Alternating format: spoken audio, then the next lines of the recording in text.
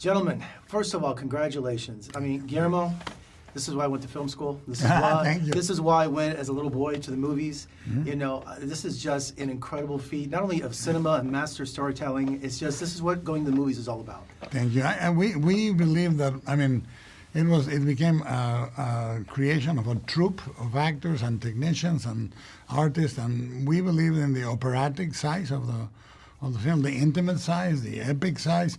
There were so many things at play that demanded a handmade, handcrafted, emotionally delivered story that, you know, in a strange way is very modern, but it's also the type of movie that they don't make anymore. Well, I was going to say, I did a little research. I mean, some of the most filmed stories in history of cinema, like the story of Christ, Yeah. A Christmas Carol, Dracula, Cinderella, and now Frankenstein. Yeah. So what do you There's tell? over 100. Yeah. So what are you going to tell Frankenstein. audiences who have something in their mind what Frankenstein's all about? Because this is nothing like. I think it would, I mean, at this point, 30 years in a career, my hope is that to some degree, some people know it's going to go through me. Meaning, I will put a slant that is different, that we will deliver beautiful performances, beautiful construction, creation, and a different emotional slant. It's not going to be the story you know. It's going to be the anecdote that you may know told in a different way. And we just came from a press conference where you guys, it was like a TED Talk on this movie.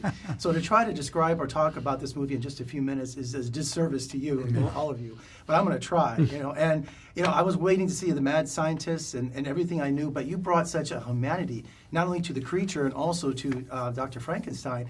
And, you know, for history, everyone calls the monster Frankenstein. It's not. It's Frankenstein's monster. But in this movie, you call him the creature. It's different. There's a different tone to it. Yeah, absolutely. Well, it is that, you know, it's the name. I mean, it's not an accident that people think the creature is Frankenstein.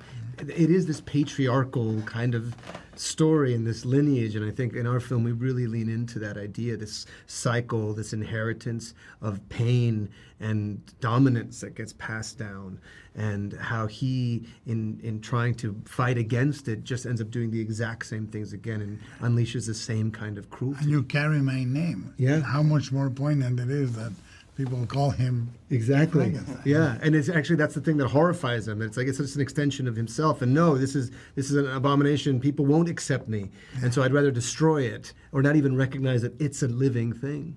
And with the creature, I kept waiting for the stereotype, you know, fire bad and all. But he's played with intelligence now. He's played, you know, for someone who wants to live life or question life. Yeah. And for you as an actor, I mean, were you surprised when you read that you weren't just going to play this, you know, lumbering beast? I was elated. I was so excited when I read the screenplay because it's like the ultimate character. You can explore all of humanity, all of suffering, all of curiosity in this one thing. So I was, but I also knew when it was Guillermo's screenplay coming through, I knew that it would have a soul, you know.